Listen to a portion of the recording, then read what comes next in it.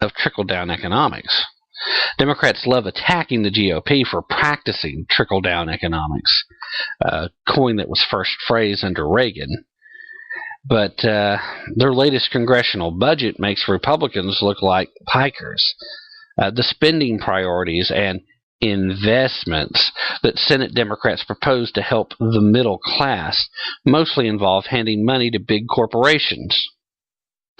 The Senate budget takes the position that trickle-down economics has failed as an economic policy.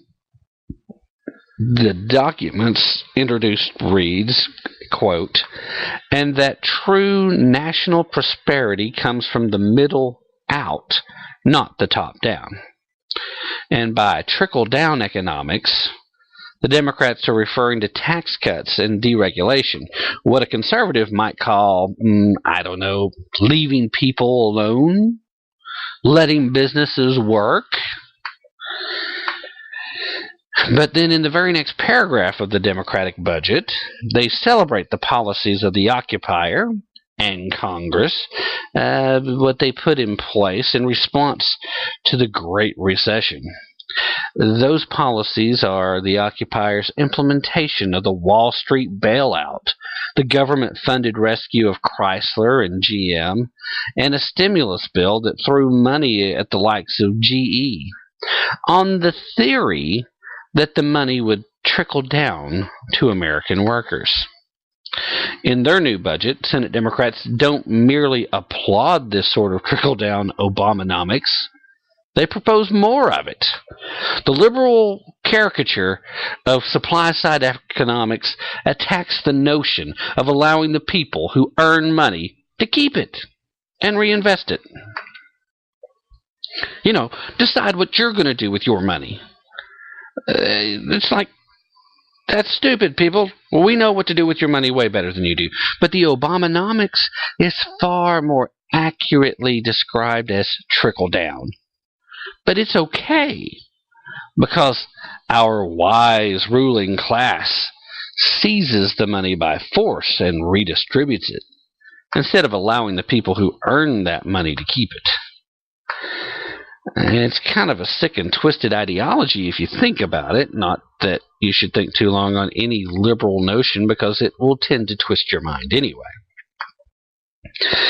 I mean, just beside the basic immorality of using force to compensate wealth, and the death spiral of allowing greedy politicians to endlessly recalibrate what everyone else's fair share works out to be, well, it's insanely insufficient.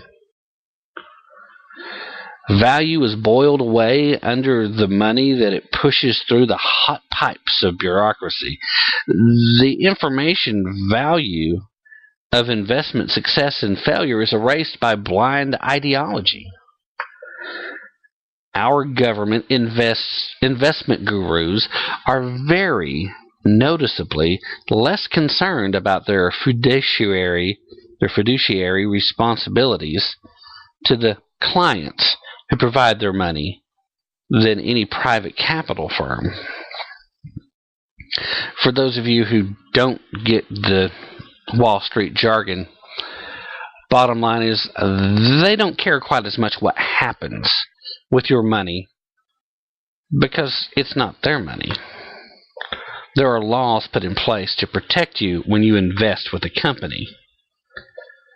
Those laws are not in place to protect us from the wasteful spending of Congress.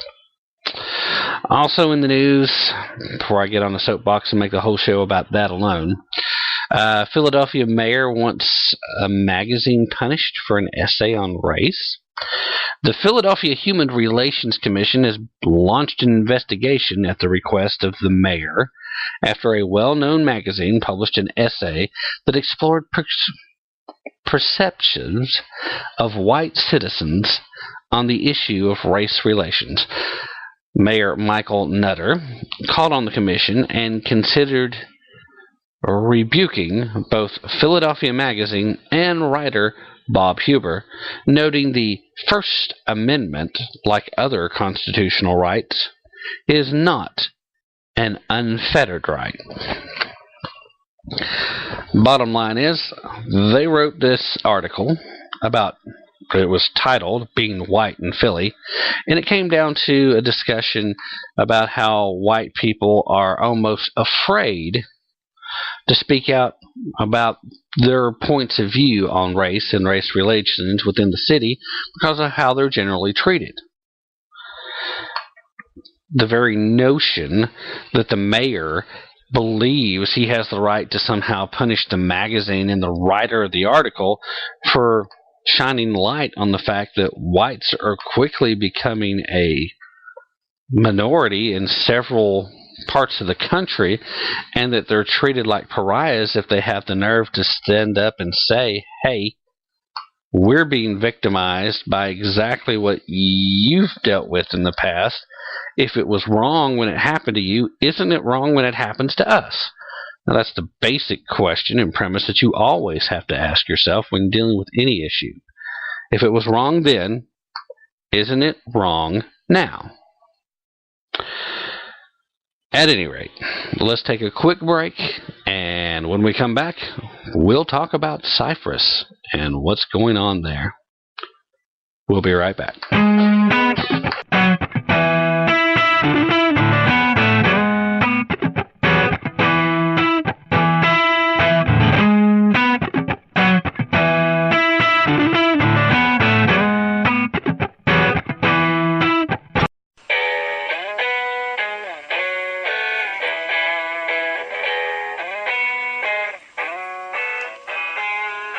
Tap into the truth. Check us out at tapintothetruth.com for our latest blog posts and for links to all of our past broadcasts. Don't forget to like us on Facebook and to follow us on Twitter. That's Tap Into the Truth right here on Spreaker Radio.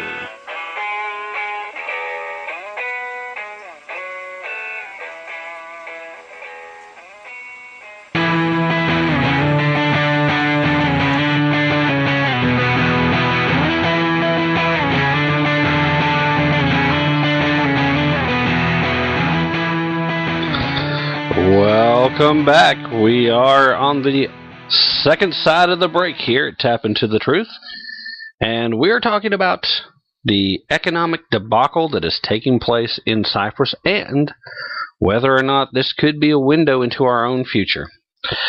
We need to be concerned about this, and we need to pay attention. Now, news has come out late that the lawmakers in Cyprus have rejected this plan. But for those of you who might have been under a rock or may not have heard all the details about it, bottom line is this.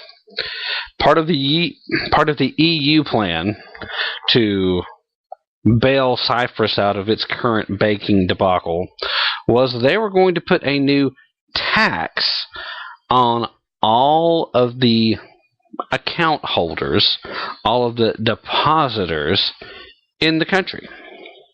Which means if you had a bank account, they were going to take your money. Now, naturally not all of it, but what really needs to be focused on is the fact that, once again, like all good little socialists, these people are being hammered away with the notion that somehow it's okay for the government to come in and just take all your money, to take everything that you have. Why? Because it's not really yours. We've already discussed this and showed some earlier examples just today, and we've talked about it in previous broadcasts. And something tells me we're going to be talking about it quite a bit more. The average conservative listener, I know, understands this concept very well. And it's because it's one of the most fundamental principles you see in the so-called progressive camp. These people really do believe that you're fortunate that they let you keep anything that you earn, because you're not supposed to have wealth. You're not supposed to earn what you get, and you're not supposed to keep what you earn.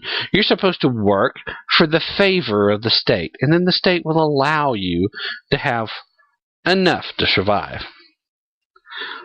There are forces at work that are trying to dominate our government, that are trying to take over the thought process of the American people into making you believe that it's okay, but they really want to put you in a true socialist situation, in a true communist situation, where the decision for what you're going to do for a living is not yours to make. The decision of whether or not you'll be able to take advantage of an education is not yours to make. The situation where you can decide where you're going to live, not yours to make. They want to put you in public housing. They want all housing to become public housing.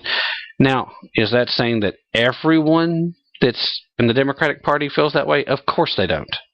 Not everyone in the Democratic Party is there because they're actually a Democrat, quite honestly. There are dinos just as much as there are rhinos. Sometimes it's just a matter of political expediency. What's going to take me to the quickest path to get what I want, which is to be elected? There are a lot fewer of those, I'll point out, but there are some. There are also a good number of people that are part of the Democratic Party that aren't socialist. They're old school. What's the best way to describe this without sounding condescending? Because I don't mean to sound that way in this point. There are folks that were part of the party before the so-called progressives managed to get their little cleavy meat hooks into the national party level as deeply and as firmly as they have. These are decent people who believe the government should do more, and that's the philosophical difference that they have with conservatives, not Republicans, because there's way too many Republicans that don't feel any differently than most liberals.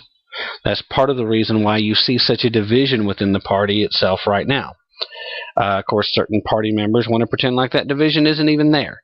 Others, it's obviously there. That's why the Tea Party exists today, because there's still grassroots effort. The average American, and I think this is the case more often than not, most Americans tend to be a little more conservative with what they want from their government. But when it gets labeled as a Democratic idea or a Republican idea, that's when people kind of skitter away from it. In fact, I think there was even a poll released today that said exactly that, that when certain policies were put in front of people and they could choose between them, they mostly chose conservative ideology, and then they would be shown the same policies later, reworded a little bit, so you didn't instantly recognize it as identical, but it was still the same policy, and it was labeled as Republican. And in those situations, the same people that were all for the conservative idea ran away from it because of the label Republican, which means, more than anything, that the media and the so-called progressives have done an excellent job of redefining what words mean and affecting the psyches of the American people into thinking somehow it's guilty and wrong to be a Republican. But they recognize conservatism when they see it. They just don't equate Republicans with conservatism. And that's a disconnect that, as conservatives, we really need to work on. And we either need to, which I would prefer, A, retake the Republican Party, get back on the conservative points, get back on a conservative platform, and actually stand up for the principles of conservatism, or B, which is another option that I would be willing to support if necessary, but I would prefer not to, and that is just finally split off and have another party.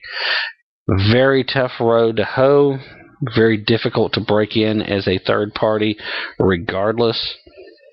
I just asked our libertarian friends. But back to the point, and that is, of course, that the EU is very much a socialist organization when it comes to its economics. And evidently